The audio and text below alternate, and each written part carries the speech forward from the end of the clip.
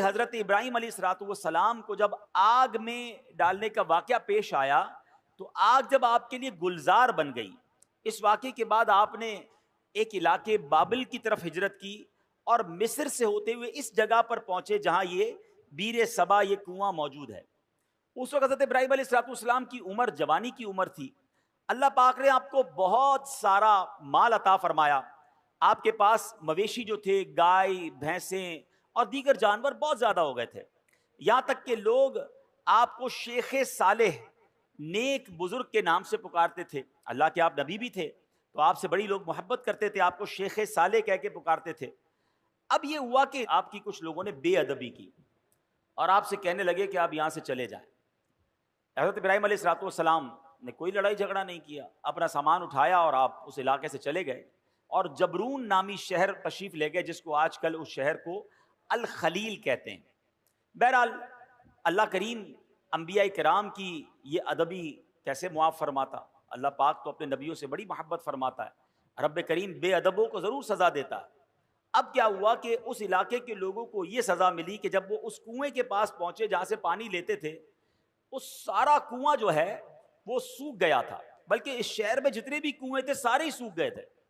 یہ لوگ بڑے پریشان ہوئے کہ پانی کا ایک قطرہ نہیں، کدھر گیا پانی؟ تو کچھ لوگوں نے کہا کہ شیخ صالح کی بے ادبی کی ہے، اللہ کے نیک بندے کو ہم نے تنگ کیا ہے، یہ ہو سکتا ہے اسی وجہ سے بے ادبی کی ہمیں سزا ملی ہے۔ اب یہ لوگ پھر حضرت ابراہیم کی بارگاہ میں حاضر ہوئے، معافی مانگنے لگے کہ حضور ہمیں معاف کر دیں، ہم نے آپ کو باہر نکال دیا، حضور واپس آ جائیں، اس شہر میں پھر کرم فرمائیں۔ حضرت ابراہیم علیہ السلام نے کہا کہ میں تو نہیں آتا، اب تم میری 7 بکریاں لے جاؤ، ایک ایک بکری کو ایک ایک کنویں کے پاس کھڑی کر دو، جیسے ہی وہ بکریاں کنویں کے پاس پہنچے گی انشاءاللہ کنویں میں پانی واپس آ جائے گا۔ اب یہ لوگ 7 برکت بکریاں لے کر واپس آئے، جو ہی انہوں نے بکریوں کو کنویں کے پاس کھڑا کیا، اللہ کی رحمت دیکھیں، اسی وقت کنویں ابل پڑے اور دیکھتے ہی دیکھتے پانی سے کنویں بھر گئے۔ اسی وجہ سے اس مقام کا نام بیر سبا یعنی 7 بکریوں والا کنواں، یہ نام مشہور ہو گیا۔ میرے پیارے اسلامی بھائیوں، اس واقعے سے کیا سیکھنے کو ملتا ہے؟ پہلے تو حضرت ابراہیم علیہ الصلوۃ والسلام کی کیا شان ہے، جو ذوالحجہ کا مہینہ ہے حضرت ابراہیم کی ہمیں یاد دلاتا ہے۔ جتنے حج کے ارکان ہیں اس میں حضرت ابراہیم کی، حضرت اسماعیل کی، بی بی ہاجرہ کی یادیں ہیں۔ صفا مروہ پر جائیں تو بی بی ہاجرہ کی یاد آتی ہے، اور سبحان اللہ آپ ابو الانبیاء ہیں۔ یاد رکھیے حضرت ابراہیم کے بعد جتنے بھی انبیاء آئے اس دنیا میں، سب کے سب حضرت ابراہیم علیہ الصلوۃ والسلام کی اولاد میں سے ہیں۔ حضرت ابراہیم کا مقام سرکار دو عالم صلی اللہ تعالی علیہ وسلم کے بعد کائنات میں سب سے افضل اگر کوئی ہستی ہے تو وہ حضرت ابراہیم علیہ الصلوۃ والسلام ہیں۔ اور سبحان اللہ حضرت ابراہیم کی جہاں اور بہت ساری برکتیں ہیں، آپ کی ایک اور شان یہ بھی ہے کہ آپ کا جو چہرہ انور ہے وہ سرکار دو عالم علیہ الصلوۃ والسلام سے بڑی مشابہت رکھتا تھا۔ میرے آقا علیہ الصلوۃ والسلام فرماتے جس کو ابراہیم کو دیکھنا ہو وہ مجھے دیکھ لے۔ ہیں نبی پاک کے چہرہ انور سے حضرت ابراہیم علیہ الصلوۃ والسلام کا چہرہ بڑا ملتا، تو سبحان اللہ ایک تو ان کا مرتبہ اتنا بڑا، تو پتہ چلا کہ اللہ والوں کی، اللہ کے نیک بندوں کی اگر بے ادبی کی جائے تو پھر رب عز و جل برکت اٹھا لیتا ہے، پھر اللہ اسے سزا دیتا ہے۔ علماء کرام موجود ہیں، میرا تو بہت چھوٹا سا مطالعہ ہے مگر 2 ہی چیزوں کے بارے میں پڑھنے کا موقع ملا کہ 2 برے کام ایسے ہیں، اگر کوئی بندہ ان 2 برے کاموں میں سے کوئی کام کرتا ہے تو اس کے بارے میں فرمایا یہ کام کرنے والا ایسا ہے کہ اللہ اس سے جنگ کا اعلان فرماتا ہے۔ یہ کتنے بڑے برے کام ہوں گے؟ وہ 2 برے کام کون سے ہیں؟ ایک تو سود کا کام کرنے والا، اور دوسرا فرمایا اللہ کے کسی ولی سے جو دشمنی کرے رب اس سے جنگ کا اعلان فرماتا ہے۔ اب مجھے بتائیے اللہ سے جنگ کر کے کوئی جیت سکتا ہے؟ نہیں نا، تو پھر ہر معاملے میں ہر طریقے سے کسی بھی صورت سود کے قریب نہیں جانا ہے۔ اب سوال یہ ہے کہ ہمیں کیسے پتا چلے اللہ کا ولی کون ہے؟ یہ ذرا سمجھیے گا میری بات۔ اللہ نے اپنے اولیاء کو اپنے بندوں میں چھپا کر رکھا ہے۔ دیکھیں انبیاء تو جن کے نام ہمیں معلوم ہیں وہ انبیاء ہیں، ٹھیک ہے، اور 1 لاکھ کم و بیش 24,000 انبیاء جتنے بھی اللہ کے انبیاء ہیں سب پر ہمارا ایمان ہے۔ اب صحابہ کی بھی ایک لسٹ ہے کہ جنہوں نے نبی پاک علیہ الصلوۃ والسلام کا دور بھی پایا اور ان کا دیدار کیا یا ان کی صحبت اٹھائی، ایمان کی حالت میں ان کا دیدار کیا یا صحبت اٹھائی اور ایمان پر ان کا خاتمہ ہوا، وصال ہوا، وہ صحابی ہیں۔ لیکن ولی کو کیسے پہچانے؟ تو علماء فرماتے ہیں کہ اللہ نے اپنے ولیوں کو لوگوں میں چھپا کے رکھا ہے۔ ہو سکتا ہے آج شکارپور کے اس اجتماع میں اللہ کے بہت سارے اولیاء کرام موجود ہوں، ہمیں نہیں پتا۔ تو اب کرنا کیا ہوگا کہ ہمیں ہر مسلمان سے ادب سے بات کرنی ہے، ہر مسلمان سے پیار سے بات کرنی ہے، کسی کا دل نہیں دکھانا۔ کیا پتا میں کسی کے ساتھ بدتمیزی کروں وہی اللہ کا ولی ہو، اور ویسے ہر مسلمان کے ساتھ بدتمیزی سے بچنا ہے، ادب تو سب کا کرنا ہے، لیکن اللہ کے ولی کے ساتھ تو بیڑا غرق ہو جائے گا نا۔ تو اپنی زبان کو احتیاط سے استعمال کریں، لوگوں کے ساتھ جو ہے وہ بدتمیزی نہ کریں، کسی پر ظلم نہ کریں، کسی پر زیادتی نہ کریں۔ ہمیں کیا معلوم اللہ کی بارگاہ میں اس کا کیا مرتبہ ہے، بلکہ احادیث میں یہ مضمون ملتا ہے کہ کچھ لوگ ایسے ہوں گے کہ جو پراگندہ بال ہوں گے، یعنی بال بکھرے ہوئے ہوں گے، کپڑے ان کے اتنے اچھے نہیں ہوں گے، ان کو اپنی محفل میں کوئی نہیں بلاتا ہوگا، نہ آئیں تو کوئی نوٹس بھی نہیں کرتا۔ آقا علیہ الصلوۃ والسلام فرماتے ہیں مگر اللہ کی بارگاہ میں ان کا وہ مقام ہوتا ہے کہ اگر وہ قسم اٹھا لے کسی معاملے پر، رب ان کی قسم پوری فرما دیتا ہے۔ ہم تو عام طور پہ لوگوں سے ملتے بھی ان کے لباس کو دیکھ کر، ہاں یار یہ ذرا رکھ رکھاؤ والا ہے، اس سے ملنا ہے، اس کو ساتھ بٹھانا ہے، نہیں یار اس کے کپڑے میلے ہیں، یہ تو دکھنے میں بڑا غریب لگتا ہے، ٹوٹی ہوئی چپل پہن کر آیا ہے، اس کو کہاں اپنے قریب آنے دوں، اس کے کپڑوں سے بو آ رہی ہے۔ نہیں، کسی کے لباس، کسی کے حلیے، کسی کی غربت دیکھ کر اس کی بے عزتی نہیں کرنی ہے، سب کے ساتھ پیار سے پیش آئے۔ ہمیں نہیں پتا اگر وہ اللہ کا ولی ہوا اور کسی معاملے میں ہم سے ناراض ہو گیا نا تو چلتی گاڑی رک جانی ہے، سارے بنے کام بگڑ جانے، کیونکہ رب کا ولی ہے، رب کا دوست ہے۔ ہمیں نہیں پتا ہم کسی کے ساتھ زیادتی کریں اور پھر جب رب بدلا دے، رب کی قدرت کی طرف سے بدلا آتا ہے تو ہم مارے جائیں گے، ہم تباہ و برباد ہو جائیں گے۔ تو اے میرے پیارے اسلامی بھائیوں، پہلا مدنی پھول یہ لے کر جائیے، کسی مسلمان کے ساتھ زیادتی نہیں ہونی چاہیے، کسی مسلمان کو تکلیف نہ پہنچائیں۔ حدیث پاک میں آتا ہے من آذا مسلما فقط آذانی، میرے آقا فرماتے جس نے کسی مسلمان کو تکلیف دی وہ ایسا ہے جیسا اس نے مجھے تکلیف دی۔ فرمایا ومن آذانی فقط آذ اللہ، اور جس نے مجھے تکلیف دی وہ ایسا ہے جیسے اس نے اللہ کو تکلیف پہنچائی۔ بات کہاں تک جاتی ہے ایک مسلمان کو تکلیف دینے میں؟ اب وہ سوچے جو مسلمانوں کو گالیاں دیتے ہیں، وہ سوچے جو مسلمانوں کا مال دباتے ہیں، وہ سوچے جو چوریاں کرتے ہیں، جو زمین پر قبضہ کر لیتے ہیں، جو یتیم بیواؤں کا بلکہ اپنی بہنوں کا ورثہ دبا لیتے ہیں، وہ کیا جواب دیں گے اللہ کی بارگاہ میں؟ کیسے جواب دیں گے؟ تو کبھی کسی کو ہماری طرف سے تکلیف نہ ہو، اس بات کا خیال رکھیں۔ پھر اس واقعے سے ایک اور بات سیکھنے کو کیا ملی؟ سبحان اللہ، کہ تبرکات کی کیا ویلیو ہے۔ حضرت ابراہیم خود نہیں گئے، آپ نے 7 بکریاں بھیج دیں، اور جب وہ 7 بکریاں جاتی ہیں اس کی برکت سے سبحان اللہ ان کنوؤں میں پانی آ جاتا ہے۔ تو پتہ یہ چلا کہ اللہ کے جو اولیاء ہوتے ہیں، رب کے قریب جو لوگ ہوتے ہیں، ان کے قرب والی تبرک والی چیزوں میں بھی بڑی برکت ہوتی ہے۔ ان تبرکات کی برکات سے مشکلات ٹل جاتی ہیں، پریشانیاں حل ہوتی ہیں، دلوں کو سکون ملتا ہے، بیماریاں دور ہوتی ہیں۔ ارے جناب لوگ کہتے تبرک کی کوئی ریفرنس دیجئے، تبرک کیسے ہو گیا اور تبرک کا کیا جناب کوئی حقیقت ہے؟ ارے آپ نے اگر قرآن پڑھا ہوتا تو یہ سوال کبھی ذہن میں پیدا نہ ہوتا۔ پڑھیے سورہ یوسف، پڑھیے اس کی تفسیر۔ حضرت یعقوب علیہ السلام جب حضرت یوسف کی یاد میں آنسو بہاتے تھے، آپ کی بینائی کا ضعف بڑھ گیا، بینائی کمزور ہو گئی، بہت طویل واقعہ ہے۔ حضرت یوسف کو جب پتا چلا، جب آپ مصر کے بادشاہ بن چکے تھے، اللہ اکبر، حضرت یوسف بھی اللہ کے نبی ہیں، ذرا غور سے بات سنیے گا، حضرت یعقوب بھی اللہ کے نبی ہیں، یہ دونوں نبی اللہ سے یقیناً دعا کر سکتے ہیں، مگر حضرت یوسف اپنے بھائی کو کہتے ہیں ایسا کرو میرا یہ قمیص جو ہے لے جاؤ میرے والد کے پاس، ان کی آنکھوں پر رکھ دینا، اللہ اس کی برکت سے ان کی بینائی کا ضعف دور کر دے گا۔ اور یہ واقعہ قرآن میں بیان ہو رہا ہے۔ اگر تبرک کی ویلیو نہ ہوتی تو حضرت یوسف دعا فرماتے، یقیناً اللہ کے نبی ہیں، وہ دعا فرماتے، اللہ ضرور دعا کرم فرماتا، مگر سبحان اللہ یہ قرآن کا واقعہ بتا رہا ہے کہ اللہ والوں کی نسبت رکھنے والی چیز میں اللہ کریم نے اپنی رحمتوں سے برکت ڈالی ہے۔ تو تبرک کی اہمیت سمجھیے، اور اللہ والوں کا اگر کوئی تبرک مل جائے تو اس کا ادب کرنا چاہیے۔ ایک جملہ یاد کر لیجئے، با ادب با نصیب، اور بے ادب بد نصیب جو ادب نہیں کرتا اس کو برکتیں نہیں ملتی. سبحان اللہ. حضرت ابراہیم کی بات چل رہی ہے قرآن مجید فرقان حمید میں. تبرکات کی بات ہو رہی ہے نا. آؤ ایک اور تبرک کے بارے میں بتاتا ہوں جس کا ذکر قرآن میں موجود ہے اور جس تبرک کو دیکھنے کی بلکہ اس کے قریب نماز پڑھنے کی ہر مسلمان کے دل میں آرزو ہوتی ہے. اور وہ کون سا تبرک ہے؟ اللہ قرآن میں فرماتا ہے وَاتَّخِذُوا مِن مَّقَامِ إِبْرَاهِيمَ مُصَلًّى. اور اے مسلمانوں تم ابراہیم کے کھڑے ہونے کی جگہ کو نماز کا مقام بناؤ. مقام ابراہیم کیا ہے؟ ایک پتھر ہے.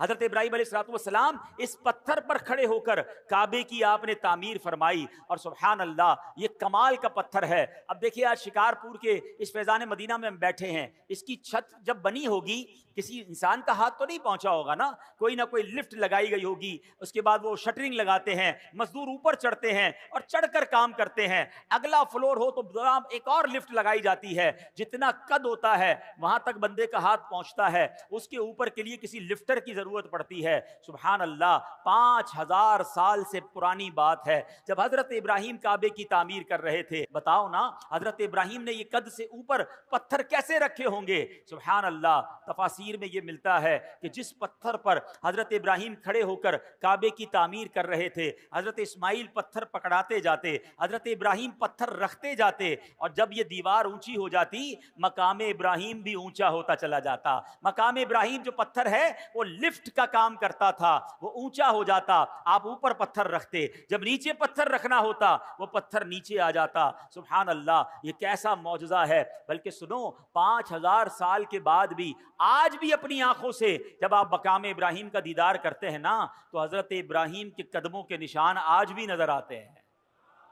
اللہ نے اس تبرک کو کیسے باقی رکھا ہے, اس کی حفاظت کا کیسے انتظام کیا ہے. جناب 400-500 سال 700-800 سال میں عمارت تباہ ہو جاتی ہے, عمارت مخدوش ہو جاتی ہے, گرنے کے قریب ہو جاتی ہے. یہ پتھر 5000 سال سے زیادہ اس میدان میں گویا پڑا ہوا ہے, اس میدان میں جلوہ فرما ہے. اس پتھر پر اب جا کر یہ جو مقام ابراہیم کے اوپر آپ دیکھتے ہیں نا ایک بہت خوبصورت سا گولڈن کلر کا ایک کیس بنا دیا گیا ہے, ایک اس کو حفاظت کر دی گئی ہے اس کی. یہ پہلے ایسا نہیں تھا, یہ 200-400 سال پہلے ہوا ہوگا. ہزاروں سال سے کھلے میدان میں یہ پتھر موجود ہے. ہزاروں بارشیں گزری, ہزاروں آندھیاں گزری, موسم آگے پیچھے ہوئے, مگر اس پتھر پر آج بھی حضرت ابراہیم کے قدموں کے نشان موجود ہیں. یہ کیسا معجزہ ہے کہ ہم اپنی آنکھوں سے دیکھ رہے ہیں. اب ذرا آگے چلیے, اب ذرا بتائیے قرآن کہتا ہے اس مبارک پتھر کو مصلی بنایا جائے, مصلی بنانے کا حکم دیا. اس کا مطلب کیا ہوا کہ کعبے کے سامنے ایسی جگہ کھڑے ہو کر نماز پڑھو کہ مقام ابراہیم تمہارے اور کعبے کے درمیان میں آئے. یعنی جب طواف کے بعد جو نوافل پڑھے جاتے ہیں جو جس کو واجب الطواف کہا جاتا ہے وہ اس جگہ کھڑے ہو کر پڑھنا مستحب ہے. حضرت عبداللہ بن عمرو بن عاص فرماتے ہیں رحمت اللہ تعالی علیہ خیر المسجد خلف المقام وعن یمین الامام, یعنی پوری زمین میں سجدہ کرنے کے لیے 2 جگہ بہترین ہیں. نمبر 1 مقام ابراہیم کے پیچھے, اور نمبر 2 ہم جب بھی نماز جماعت سے پڑھیں تو امام صاحب کی سیدھی جانب. سبحان اللہ. یہ بھی پتا چلا کہ جب جب جماعت میں نماز پڑھنے کا موقع ملے اللہ کرے با جماعت نماز ہم پڑھنے والے بن جائیں. پھر پہلی صف میں جا کر نماز ادا کیا کریں اور کوشش کریں پہلی صف میں جو مؤذن صاحب کے ساتھ پہ رائٹ سائڈ کی جو جگہ ہے اللہ کرے وہ مل جائے. فرمایا یہ بہترین جگہ ہے. تو سبحان اللہ مقام ابراہیم کے پیچھے نماز پڑھنا ہے. اب ایک اور ذرا تھوڑا سا باریک سا مسئلہ سمجھ لو, انشاءاللہ عشق رسول میں اور اضافہ ہو جائے گا. اب ذرا سمجھیے گا مقام ابراہیم کیا ہے؟ ایک پتھر ہے, ہاں یہ جنتی پتھر ہے, بڑا مقدس پتھر ہے, لیکن عین نماز میں اس پتھر کی تعظیم کرنے یعنی اسے مصلی بنانے کا حکم دیا. اب سوچنے کی بات ہے, علماء بیٹھے ہیں کہ حالت نماز میں ایک پتھر کی تعظیم کرنے سے نماز میں کوئی نقص نہیں آتا ہے, نماز میں کوئی کمی نہیں آتی ہے, نماز ٹوٹتی نہیں ہے بلکہ نماز مکمل رہتی ہے. بلکہ تو بھلا خود انبیاء کرام علیہم السلام بلکہ نبیوں کے امام جناب رسول اللہ صلی اللہ تعالی علیہ وسلم کا اگر کسی کو نماز میں خیال آ جائے تو اس کی نماز میں کیسے خلل واقع ہوگا، اس کی نماز میں کیا کمی آ جائے گی۔ سبحان اللہ، سچ یہی ہے کہ حالت نماز میں نبی کی تعظیم کا خیال آنے سے نماز ٹوٹتی نہیں بلکہ کامل و اکمل ہو جاتی ہے۔ کسی عاشق نے کیا خوب کہا، کیا کرم کیا تیری یاد نے مجھے آ جگایا نماز میں، کیا کرم کیا تیری یاد نے مجھے آ جگایا میری نماز میں، میرے وہ بھی سجدے ادا ہوئے جو قضا ہوئے تھے نماز میں۔ اللہ اکبر، یعنی نبی پاک کی یاد اگر نماز میں آ جاتی ہے تو غفلت کی نیند اڑ جاتی ہے۔ اور سبحان اللہ، نماز کا تحفہ بھی تو نبی پاک نے ہی ہمیں دیا ہے، نماز کی تعلیم بھی نبی پاک علیہ الصلوۃ والسلام نے ہمیں دی ہے۔ تو سبحان اللہ، یہ ہے جناب تبرکات کی حیثیت اور تبرکات کی برکت۔ اللہ سے دعا کرتے ہیں رب کریم ہمیں مکہ پاک کی حاضری عطا فرمائے، حج کی سعادت نصیب فرمائے، مقام ابراہیم کا دیدار نصیب فرمائے اور مقام ابراہیم کے پاس نماز ادا کرنا بھی نصیب فرمائے۔ ہاں، ایک مسئلہ بتا دیتا ہوں، جب یہ فضیلت سنتے ہیں نا تو ہمارے کچھ حاجی صاحبان سمجھتے ہیں، چاہے وہ عمرے پر جائیں یا حج پہ جائیں، کہ جناب اب تو بالکل مقام ابراہیم کے پیچھے نماز پڑھیں گے تو نماز ہوگی ورنہ نماز ہی نہیں ہوگی۔ تو اب اس کے لیے وہ جناب طواف روک کر 4-5 بندے ہاتھ باندھ لیتے ہیں کہ نہیں بھائی ادھر ہی نماز پڑھنی ہے۔ اب اس پہ ہزاروں لوگ گزر رہے ہوتے ہیں اور اب ماشاءاللہ طواف میں تعداد بھی زیادہ ہوتی ہے، تو اگر مقام ابراہیم پر آپ کو جگہ نہ ملے تو حرم پاک میں جہاں بھی جگہ ملے آپ وہاں پر واجب الطواف جو ہے، جو نماز کے نوافل ہیں طواف کے، وہ ادا کر سکتے ہیں، وہ کہیں بھی ادا کر لیں، مقام ابراہیم پر جا کر ادا کرنا ضروری نہیں ہے۔ بہرحال میرے پیارے اسلامی بھائیوں، حضرت ابراہیم کا ذکر خیر ہو رہا ہے۔ ایک مرتبہ حضرت ابراہیم علیہ الصلوۃ والسلام سمندر کے کنارے سے گزر رہے تھے۔ آپ سبحان اللہ، آپ علیہ الصلوۃ والسلام نے دیکھا کہ ایک لاش پڑی ہوئی ہے۔ حالت یہ ہے کہ سمندر کی مچھلیاں بھی اسے نوچ رہی ہیں اور پرندے بھی اس کا گوشت کھا رہے ہیں۔ یہ دیکھ کر حضرت ابراہیم علیہ الصلوۃ والسلام کو بڑی حیرت ہوئی۔ ویسے حضرت ابراہیم علیہ الصلوۃ والسلام کا ایمان اور یقین کتنا پختہ تھا، اس پر تو کوئی کلام نہیں ہو سکتا۔ آپ جیسا کامل ایمان والا کون ہو سکتا ہے؟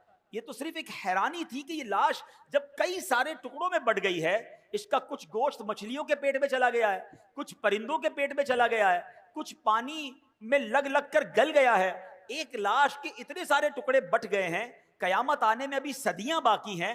حیرت کی بات یہ کہ اللہ کیسے قیامت کے دن مردوں کو زندہ کرے گا اور یہ سارا گوشت جو اس کا ہے اس کے جسم پر واپس آ جائے گا۔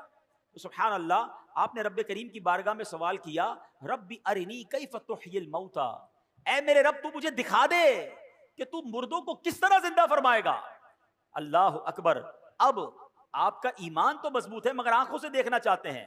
اس پر کوئی اعتراض کر سکتا تھا کہ شاید حضرت ابراہیم کو کوئی شک تھا، لہذا اللہ پاک نے حضرت ابراہیم علیہ الصلوۃ والسلام کی زبانی ہی جواب دلوایا۔ ارشاد ہوا اولم تؤمن، کیا تجھے یقین نہیں؟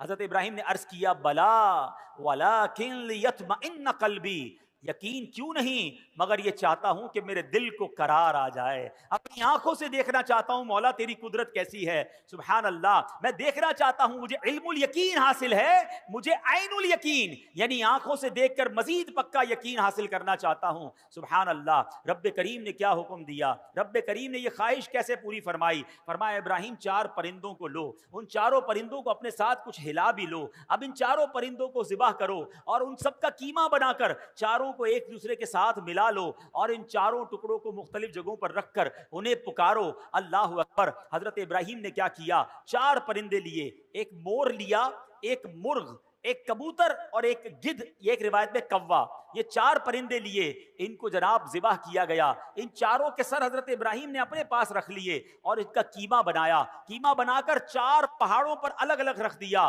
کتنا مکسچر ہو چکا ہے، اور اب حضرت ابراہیم پکارتے ہیں اے کبوتر، اے مور، یا ایتھا الحمامہ، یا ایھا الدیک۔ آپ نے اپنی آنکھوں سے دیکھا کہ وہ قیمے کے اجزاء اڑنے لگے اور سارے پرندے دوبارہ بن گئے، سر نہیں ہے مگر دوڑتے ہوئے آئے، اور حضرت ابراہیم کے پاس جو سر رکھے ہوئے تھے اپنے اپنے سر کو گویا اپنے سر میں لگایا، اپنی گردن میں لگایا اور وہ دانہ چگنے لگے، پھر سے زندہ ہو گئے۔ اللہ اکبر، اللہ کریم نے حضرت ابراہیم کے سامنے اپنی قدرت کا کیا شاندار نظارہ دکھایا۔ یہ واقعہ قرآن میں موجود ہے، مگر سبحان اللہ اس واقعے سے ہمیں بہت ساری باتیں سیکھنے کو ملتی ہیں۔ پہلی پہلی بات تو یہ سیکھنے کو ملی ہے کہ میرے رب کی قدرت کیسی ہے. میرا رب جو چاہے وہ کرنے پر قادر ہے. ان اللہ علی کل شیء قدیر. اور دوسری بات کہ حضرت ابراہیم نے پرندوں کو پکارا. قرآن کہتا ہے اے ابراہیم ان پرندوں کو پکارو, اور آپ نے پکارا یا ایھا الدیک یا ایتھا الحمامہ, اے کبوتر, اے گدھ, اے مور, چاروں پرندوں کو پکارا. سوال یہ ہے پرندے تو مر چکے تھے, بلکہ ان کا تو کیما بھی بن چکا تھا, تو کیما بنے ہوئے مرے ہوئے پرندوں کو پکارنا جائز یا کہہ کر پکارنا جائز؟ تو اگر آج کوئی عشق رسول میں ڈوب کر یا رسول اللہ کہے تو اس کو تو کوئی پرابلم نہیں کسی کو ہونی چاہیے. اللہ کے نبی پکار رہے, قرآن میں رب فرما رہا ہے پکارو. اگر کوئی صحابی رسول کو پکارتا ہے یا صدیق یا عمر یا عثمان یا حیدر تو کوئی حرج نہیں ہے. غوث پاک کو پکارے, داتا حضور کو پکارے, حضرت امام حسن امام حسین کو پکارے. نبی اللہ جو ہوتے ہیں وہ حیات ہوتے ہیں, اپنی قبروں میں رزق پاتے, یہ تو حدیث پاک میں موجود ہے. تو اگر کوئی آج یا رسول اللہ کہے تو اس میں کوئی حرج نہیں, بلکہ چلے ایک اور بڑا آسان طریقے سے سمجھا دیتا ہوں. یہ تو میں نے قرآن کی بات کی ہے, حدیث پاک تقریباً سبھی لوگوں کو یہ دعا یاد ہوگی جب ہم قبرستان جاتے ہیں. مشکات شریف کی حدیث میں بھی یہ دعا موجود ہے اور کئی سارے لوگوں کو یاد ہوگی. قبرستان کی دعا یاد ہے نا, السلام علیکم یا اہل القبور یغفر اللہ لنا ولکم وانتم سلفنا ونحن بالاثر. کیا خوبصورت دعا ہے, بلکہ اس دعا میں ایک میسج بھی بڑا پیارا ہے. اللہ کرے قبرستان جائیں تو یہ دعا کا میسج بھی تو سمجھیں. معنی کیا بنتا ہے اس دعا کا؟ السلام علیکم یا اہل القبور, اے قبر والو تم پر سلام ہو. یغفر اللہ لنا ولکم, اللہ تمہاری اور ہماری مغفرت فرمائے. وانتم سلفنا, تم پہلے چلے گئے. ونحن بالاثر, ہمیں پیچھے آنا ہے. کاش قبرستان جا کر یہ بات سمجھ آ جائے کہ یہ پہلے چلے گئے ہیں, ہماری باری آنے والی ہے, مجھے بھی اسی قبر میں جانا ہے, میرا بھی سب کچھ پیچھے رہ جائے گا. میں دنیا کے پیچھے اتنا نہ بھاگوں کہ قبر میں جب جاؤں تو وہاں مار پڑے. کاش اس دعا سے ہم یہ سبق حاصل کریں. اور سبحان اللہ, ایک مسئلہ کیا حل ہو گیا مجھے بتائیے. قبرستان شکارپور میں بھی ہوگا نا, قبرستان میں نیک لوگ بھی دفن ہوئے ہوں گے, گناہ گار بھی دفن ہوئے ہوں گے, نمازی بھی گیا ہوگا, بے نمازی بھی گیا ہوگا, عبادت گزار بھی گیا ہوگا, شرابی بھی گیا ہوگا. سارے قبرستان والوں کو جا کر آپ کیا کہتے ہیں؟ السلام علیکم یا اہل القبور. نیک کی قبر پر بھی یا اہل القبور, گناہ گار کی قبر پر بھی یا اہل القبور. مجھے بتاؤ ایک عام مسلمان کو یا اہل القبور کہنے کی اجازت حدیث پاک کے ذریعے ہے, یہ دعا موجود ہے, نبی پاک یہ دعا کہتے ہیں. تو اگر میں داتا حضور کے قدموں میں جا کر کہوں کہ یا داتا حضور, تو اس میں کیا پرابلم ہے جناب؟ یہ تو حدیث پاک سے ثابت ہے. تو اس میں کنفیوز نہ ہوا کریں. امید ہے یہ مسئلہ بھی دور ہو گیا ہوگا. اچھا, یہاں علماء نے ایک بڑی پیاری اور بھی بات سکھائی, صوفیانہ تفسیر کی ہے اس واقعے کی. یہ جو چار پرندے ہیں نا, کبوتر, مرغ, مور اور گدھ, فرمایا ان چاروں میں ایک بری خصلت ہے. جو مور ہے نا اس کو اپنی خوبصورتی پر بڑا ناز ہے, گھمنڈ, تکبر. جو مرغ ہے اس میں بڑی شہوت ہوتی ہے. فرمایا کبوتر بھی جو ہے اپنی اونچی اڑان پر بہت زیادہ غرور کرتا ہے, اور گدھ جو ہے اس کے اندر بڑی لالچ ہوتی ہے. کیا خوبصورت بات علماء کہتے ہیں, یہ چار بری عادتیں ہیں. حضرت ابراہیم نے ذبح کیا نا ان چار پرندوں کو. اگر تم بھی اپنے دل سے ان چار بری عادتوں کو نکال دو, ان چار بری خصلتوں کو ذبح کر دو, اس رب کریم نے چار مرے ہوئے پرندوں کو زندہ کیا تھا, وہ تمہارے مردہ دل کو بھی زندہ فرما دے گا. تمہارے دل میں بھی نور علی نور ہو جائے گا. بس ان بری خصلتوں سے اپنے آپ کو بچانا ہے. سبحان اللہ. اب ایک اور بات سیکھنی ہے اس واقعے سے جو آج کے دور میں بڑی امپورٹنٹ ہے. حضرت ابراہیم کا ایمان کتنا مضبوط ہے, پہلے یہ بات سمجھنا. ان کے ایمان کا صدقہ اللہ عطا فرما دے. ایسا ایمان تھا کہ اتنی بڑی آگ میں آپ کو ڈالا جا رہا تھا. آپ کی عمر کتنی تھی اس وقت؟ 18-20 سال. فرشتے آئے تھے آپ کے پاس, اے ابراہیم ہمیں کہیے ہم بارش برسا دیتے ہیں. ہوا کا فرشتہ آیا, اے ابراہیم آپ کہیں تو ہوا چلا کر آگ بجھا دیتے ہیں. آپ نے کہا نہیں, مجھے تم میں سے کسی سے حاجت نہیں. جب بالکل آگ میں پھینکا جانے لگا, حضرت جبرائیل آئے, اے ابراہیم آپ میرے لیے کوئی کام ہو تو بتائیں. آپ نے فرمایا مجھے تمہاری کوئی حاجت نہیں ہے. حضرت جبرائیل کہتے ہیں اے ابراہیم پھر اللہ ہی سے عرض کر دیجئے کہ وہ آپ کو اس آگ سے بچا لے. ایمان کی طاقت دیکھیں, اللہ پر بھروسہ دیکھیں. حضرت ابراہیم کہتے ہیں میرا رب دیکھ رہا ہے, اس نے بچانا ہوگا تو وہ بچا لے گا, وہ جو چاہے میں اس میں راضی ہوں. اللہ اکبر, یہ ایمان تھا. حضرت ابراہیم کے ایمان کی بات کرتے ہو, آپ کے ایمان کا لیول یہ ہے کہ آپ کو حکم ملا اپنی زوجہ کو, اپنے دودھ پیتے بچے کو ایک صحرا میں چھوڑ کر آ جاؤ, جہاں پانی بھی نہیں ہے, جہاں آبادی بھی نہیں ہے. آپ اس جگہ پر چھوڑ آئے اور پھر مکہ آباد ہو گیا. آپ کو کہا جاتا ہے اپنے بیٹے کو ذبح کرو, آپ اپنے بیٹے کو ذبح کرنے چل پڑتے ہیں. ارے ایسا ایمان, اللہ اکبر. شاعر مشرق کہتے ہیں نا, اگر آج بھی ہو ابراہیم سا ایمان پیدا. ہاں, پرابلم یہی ہے, ہمارے ایمان میں ہی کمزوری ہو گئی ہے. ایمان مضبوط ہو جائے تو کیا ہوگا؟ وہ کہتے ہیں اگر آج بھی ہو ابراہیم سا ایمان پیدا, آگ کر سکتی ہے انداز گلستان پیدا. آج بھی آگ باغ بن سکتی ہے. آپ غم کی آگ میں ہے نا, پریشانی کی آگ میں ہے, اگر کسی اور مصیبت میں ہے, اپنا ایمان مضبوط کر لو, اپنا عقیدہ مضبوط کر لو, اللہ پر بھروسہ مضبوط کر لو, تمہاری غموں کی آگ جو ہے وہ آج گلزار بن جائے گی. مگر سمجھ یہ آیا کہ حضرت ابراہیم علیہ السلام کو اپنے ایمان کو مزید مضبوط کرنا تھا.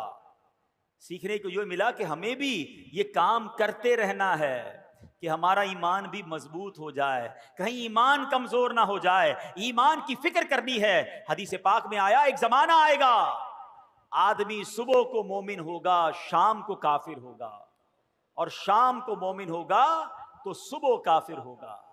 آج کل تو جناب طرح طرح کے فتنے ہیں, ایمان کے ڈاکو گھوم رہے ہیں. معاذ اللہ کوئی عقیدہ ختم نبوت پر اٹیک کر رہا ہے, کوئی جناب ہمارے اولیاء کرام صحابہ کرام کے ہمارے جو ان سے تعلق ہے اس پر اٹیک کر رہا ہے, کوئی جناب انبیاء کرام کے بارے میں معاذ اللہ ہمارے دل سے محبت نکالنے کی کوشش کر رہا ہے. اور آج سوشل میڈیا کا زمانہ ہے, جس کو دیکھو سب کو سننے کا شوق ہے. نہ کرنا ایسا میرے پیارے اسلامی بھائیوں. جو لوگ ہمیں انبیاء کرام صحابہ کرام اولیاء کرام سے دور کرنا چاہتے ہیں, اور آج کے دور میں علماء کرام سے دور کرنا چاہتے ہیں, جنہوں نے ہمیں جوڑ کر رکھا ہے اس دین کے ساتھ, ہمیں ان لوگوں کی بات نہیں سننی چاہیے. ایمان کی حفاظت کی فکر کیجئے, کیونکہ یہی بات اعلیٰ حضرت نے آج سے 100 سال پہلے سمجھا کر گئے. میرے رضا کہتے ہیں سونا جنگل رات اندھیری چھائی بدلی کالی ہے, سونے والوں جاگتے رہیو چوروں کی رکھوالی ہے. آنکھ سے کاجل صاف چرا لیں یا وہ چور بلا کے ہیں.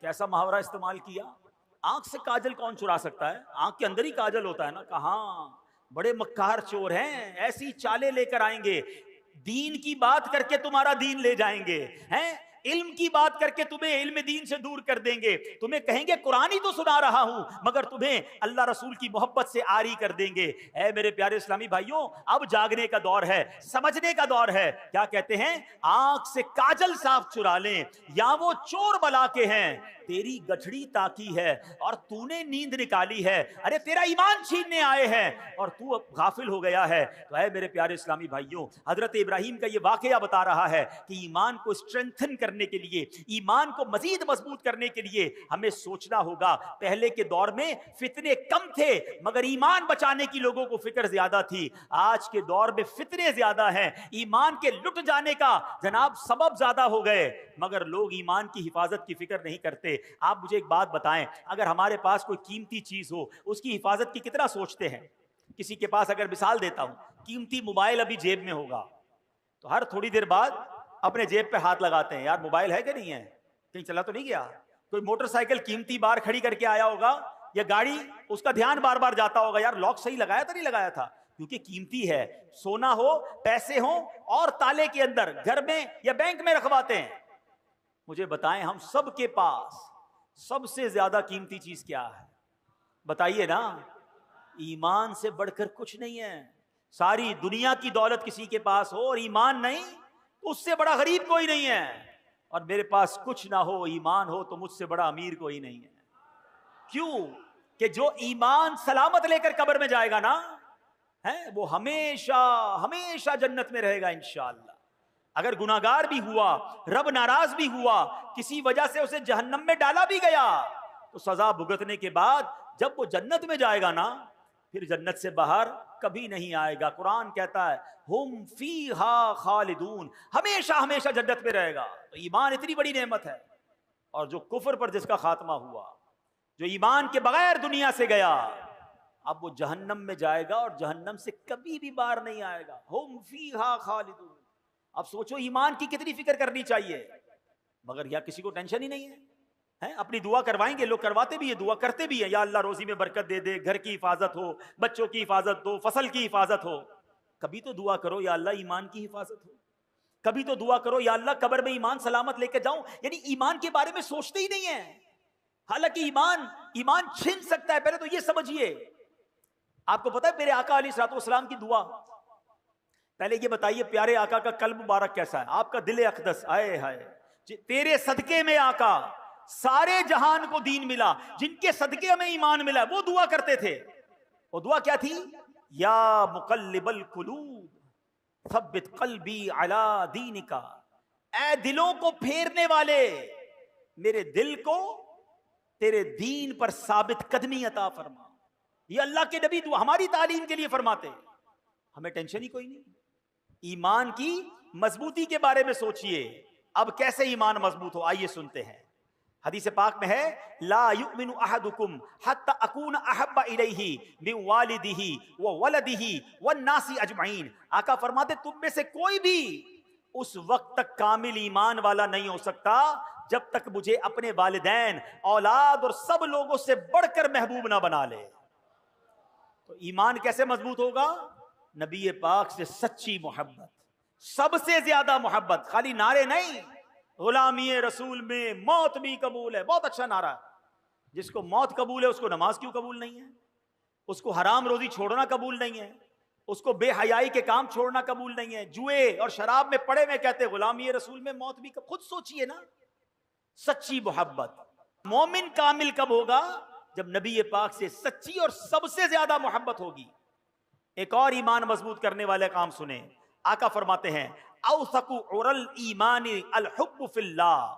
آقا فرماتے ہیں اللہ پاک کی رضا کے لیے اللہ پاک کے بندوں سے محبت کرنا ایمان کی سب سے مضبوط رسی ہے. تو پتہ چلا اللہ کے نیک بندوں, ولیوں, صحابہ, اہل بیت سے محبت کرنا, ان سے اپنا روحانی تعلق مضبوط کرنے سے ہمارا ایمان پکا ہوتا ہے. تو اللہ والوں سے محبت کریں, اللہ کے بندوں سے محبت کریں, دشمنیاں چھوڑ دیں. ایک اور حدیث پاک نبی پاک علیہ الصلوۃ والسلام فرماتے ہیں تم میں سے کوئی بھی اس وقت تک کامل مومن نہیں ہو سکتا جب تک اس کی خواہشات میرے لائے ہوئے دین کے تابع نہ ہو جائیں. یعنی خواہشات پر نہیں چلنا ہے. میری خواہشات, میری تمنائیں سب پیچھے ہیں. پہلے میرا دین ہے, پہلے میرا مذہب ہے, پہلے اسلام ہے. لوگ کہتے ہیں یار سب چلتا ہے, بچوں کی خوشی میں سب چلتا ہے. نہیں میرے پیارے اسلامی بھائیوں, اپنی خواہشات کو مٹا کر اسلام پر عمل کرنا یہ ایمان کو مضبوط کرتا ہے. ایک اور حدیث پاک سنیں جو آج کے دور میں بڑی ضروری ہے. میرے آقا فرماتے صلی اللہ علیہ وسلم لا یؤمن احدکم حتی یحب لاخیہ ما یحب لنفسہ. تم میں سے کوئی بھی اس وقت تک کامل مومن نہیں ہو سکتا جب تک اپنے بھائی کے لیے بھی وہی پسند نہ کرنے لگے جو اپنے لیے پسند کرتا. اب کیا حال ہے؟ کیا آپ پسند کرتے ہیں آپ کی بے عزتی ہو؟ کیا آپ پسند کرتے ہیں آپ کو کوئی دھوکہ دے؟ کیا آپ پسند کرتے ہیں کہ آپ کا دل دکھایا جائے؟ کیا آپ پسند کرتے ہیں کہ آپ کے ساتھ ملاوٹ کر کے کوئی مال بیچے, آپ کا مال دبا لے؟ جب آپ اپنے لیے پسند نہیں کرتے تو آپ دوسرے کے لیے بھی یہ پسند نہ کریں.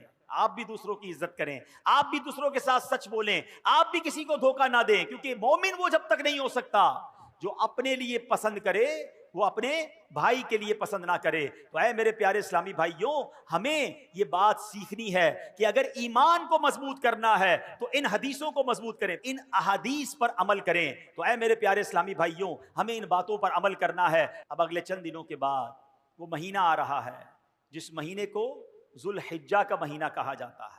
اور یہ کتنا مبارک مہینہ ہے.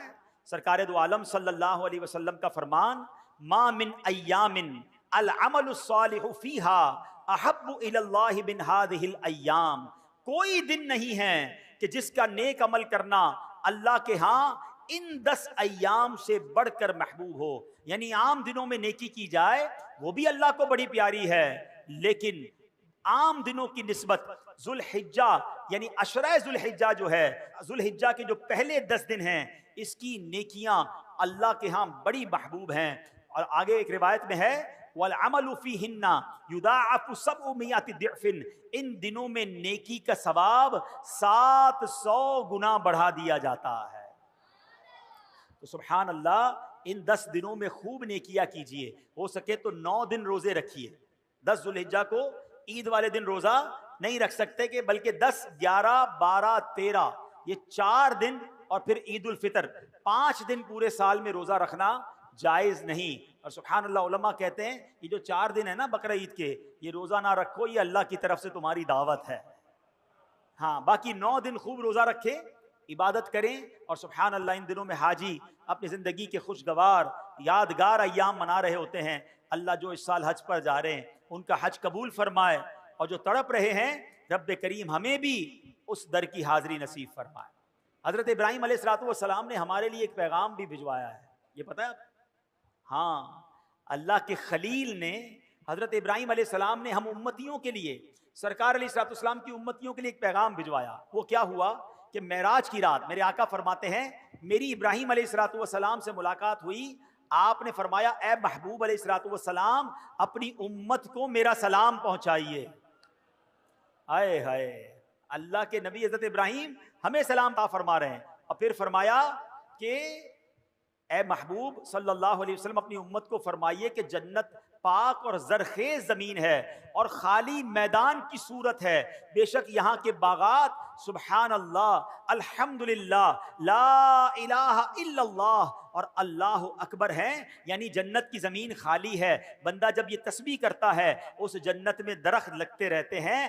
یا رسول اللہ اپنی امت سے فرمائیے ان کلمات کا کثرت سے ذکر کیا کریں تاکہ جنت میں ان کے لیے زیادہ سے زیادہ باغات لگتے رہیں۔ کاش ہم درخت لگانے لگیں تو کچھ موسم بھی ٹھیک ہو جائے۔ دعوت اسلامی کا شعبہ FGRF انشاءاللہ اگست میں شجر کاری کرے گا۔ مجھے لگتا ہے اہلیان پاکستان کو اس گرمی سے تو اب لگ پتا گیا ہوگا کہ اگر ہم درخت لگا لیتے اور زیادہ لگاتے تو شاید اس موسم میں فرق پڑ جاتا۔ اب تو سائنٹیفکلی بھی پروف ہو گیا ہے کہ جس محلے میں درخت زیادہ ہوں وہاں ٹیمپریچر بھی کم ہوتا ہے۔ لوگ اپنی گاڑی پارک کرنے کے لیے، اپنا جانور باندھنے کے لیے درخت تو ضرور ڈھونڈتے ہیں مگر درخت نہیں لگاتے۔ اللہ کرے میری بات اہلیان پاکستان سن لیں، تمام 24 کروڑ پاکستانی صرف ایک ایک پودا لگا لیں اور اس پودے کو درخت بنائیں، پودا لگا کر بھول نہ جائیں، اس کو درخت بنا لیں تو انشاءاللہ اگلے 2-4 سالوں میں ہمارا وطن سرسبز و شاداب ہو جائے گا، ہماری آنے والی نسلوں کو اچھا موسم ملے گا، ٹھنڈی ہوائیں ملیں گی اور انشاءاللہ آکسیجن کی فیکٹریاں ملیں گی۔ چلیں پہلے تو یہ نیت کر لیں کہ انشاءاللہ ثواب کی نیت سے ہم دعوت اسلامی والوں کے ساتھ اس سال شجر کاری بھی کریں گے انشاءاللہ۔ یہ تو ہو گئی دنیا میں شجر کاری، اب جنت میں درخت لگانے ہیں وہ تو اور آسان ہے۔ حضرت ابراہیم نے کیسا پیارا کام دے دیا۔ چلو مل کر پہلے تو ہم اللہ کے خلیل کی اس خوبصورت پیغام پر لبیک کہتے ہیں، سب مل کر کہیے سبحان اللہ، الحمدللہ، اللہ اکبر۔